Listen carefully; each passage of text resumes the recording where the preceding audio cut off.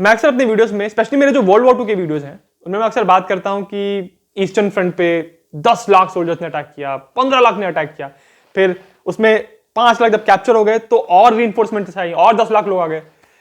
तो ये सारे जब लाखों सोल्जर्स की जब मैं बात करता हूं तो कोई एक मेरा व्यूअर था जिसने मेरा ये वीडियो देखा, उसने एक बहुत ही भोला सा सवाल किया मेरे से कि आप इतने लाखों लाखों सोल्जर्स की बात करते हो, तो आज हम जब देखते हैं तो बहुत सारे देशों की आर्मी इतनी बड़ी होती ही नहीं है, तो ऐसा कैसे था कि इन देशों के पास ऐसा एंडलेस सप्लाई कैसे थी? इतने सारे सोल्जर्स कैसे थे इन देशों के पास? कैसे इन देशों की आर्मीज, मतलब सोवियत यूनियन की, जर्मनी की आर्मीज इतनी बड़ी थी कि 5 लाख सोल्जर्स जब कैप्चर हो गए उसके बाद फिर से 6 लाख सोल्जर्स को भेज दिया उस जगह को रीइंफोर्स करने के लिए।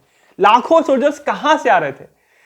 तो मैंने सोचा कि इसके बारे में एक छोटा सा वीडियो बनाया जाए कि कैसे ये आर्मीज इतनी बड़ी थी वर्ल्ड वॉर 2 के समय। किसी भी देश की जो आर्म फोर्सेस होती हैं, मतलब सिर्फ आर्मी नहीं, आर्मी, नेवी, एयरफोर्स या और भी कोई अगर उनकी मिलिट्री की फोर्स है, तो उनका जो रिक्रूटमेंट होता है कि कैसे उनको सोल्जर्स को भर्ती करना है, ये मेनली 2 तरीके से होता है। एक होता है कि आपके जो देश है वो कह रहा है कि अगर आपको सेना को ज्वाइन करना है तो आप ज्वाइन करें, मतलब आपको अगर भर्ती होना है तभी आप भर्ती हो। इसको कहते हैं वॉलंटरी सर्विस, मतलब मुझे मन कर रहा है कि मुझे आर्मी ज्वाइन करनी है तो मैं आर्मी ज्वाइन कर लूंगा। ये तो एक तरीका हो गया। दूसरा तरीका होता है मैंडेटरी सर्विस, मतलब अगर आप इस देश के निवासी हैं तो भाई आपको आर्म फोर्सेस को ज्वाइन करना ही होगा। यानी अगर आप बालिग हो चुके हैं, इस उम्र से लेकर इस उम्र तक आपको फोर्सेस को ज्वाइन करना ही है, कुछ सालों तक आपको फोर्सेस में रहना है, उसके बाद आप रिटायर हो सकते। तो आज भी पूरी दुनिया में जितने भी देश हैं वो जनरली इन्हीं दोनों तरीकों को फॉलो करते हैं अपनी आर्म फोर्सेस की स्ट्रेंथ को बनाने के लिए। बट ये बात है पीस टाइम की, मतलब जब देश में शांति का माहौल है। वॉर टाइम में कुछ अलग सिचुएशन हो जाती है। बहुत सारे देश ऐसे हैं जो वॉर टाइम में एक नया कानून ले आते हैं और उसको हम कहते हैं कॉन्स्क्रिप्शन।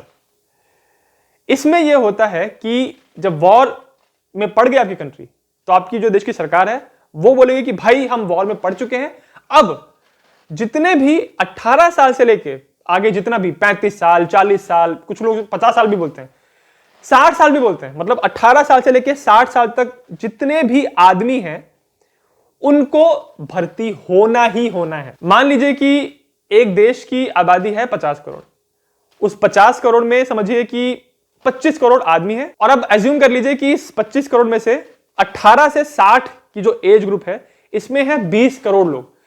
तो आपके 20 करोड़ आदमी ऐसे होंगे जिनको भर्ती होना ही होना है। तो इस वजह से आपकी आर्मी सडनली एकदम बड़ी हो जाती है, और यही चीज वर्ल्ड वॉर 2 में भी हो रही थी। 1935 में, यानी वर्ल्ड वॉर 2 स्टार्ट होने के पहले, जर्मनी में हिटलर ने कॉन्स्क्रिप्शन इंट्रोड्यूस कर दिया था।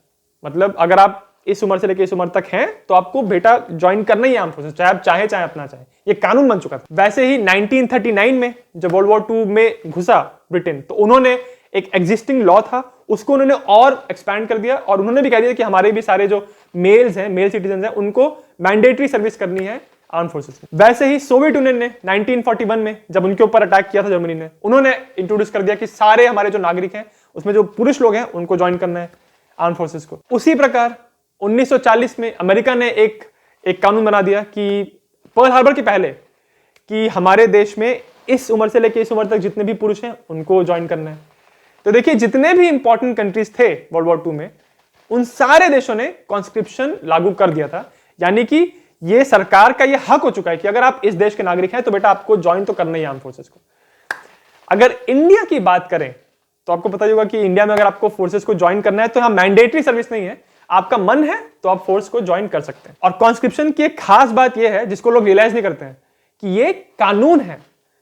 तो अगर मान लीजिए कि वॉर होता है किसी कंट्री में और ये कॉन्स्क्रिप्शन आ गया है और आपको ज्वाइन करना है, और आप सोच रहे हो कि नहीं यार मुझे ज्वाइन नहीं करना है, मैं नहीं करूंगा, तो ऐसा नहीं कि आपने नहीं किया तो नहीं किया, अब आप कानून तोड़ रहे हो, तो आप एक क्रिमिनल हो, आपको पुलिस अरेस्ट करेगी, आप जेल में जाओगे और आपके ऊपर क्या क्या कार्रवाई होगी। तो ज्वाइन तो आपको करना ही है अगर कॉन्स्क्रिप्शन इंट्रोड्यूस हुआ तो। इसी वजह से वर्ल्ड वॉर 2 में इतना बड़ा, जो इतने लाखों लोग मरे थे, यहां पे करोड़ों लोगों की डेथ हो गई थी पूरे वर्ल्ड वॉर 2 में, कैजुअलिटीज के अलावा सिविलियंस भी मरे थे।